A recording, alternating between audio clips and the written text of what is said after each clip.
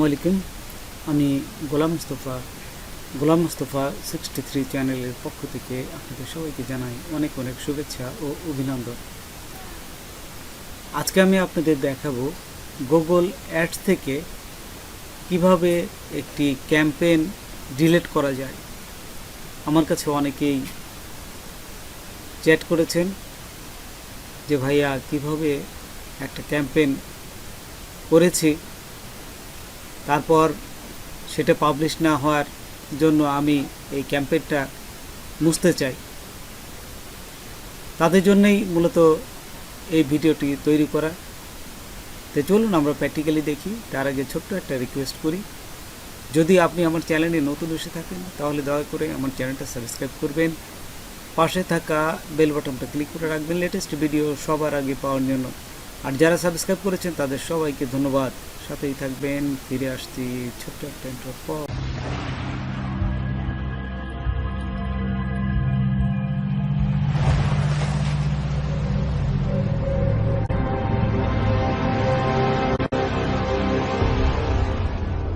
প্রথমেই গুগলে এসে লিখবেন ads.google.com।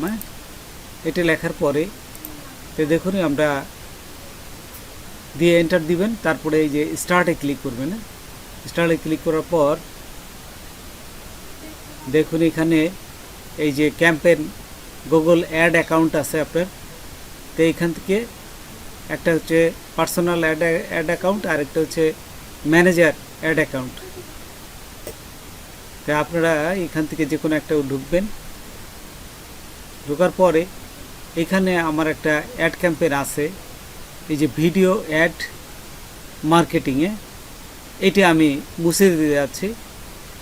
তো দেখুন এখানে মুছতে গেলেই এই বাম পাশে একটা বক্স আছে, এই বক্সটার উপর ক্লিক করবেন। দেখুন বাম পাশে এই যে এটা বক্স আছে, এই বক্সটার উপরে ক্লিক করবেন।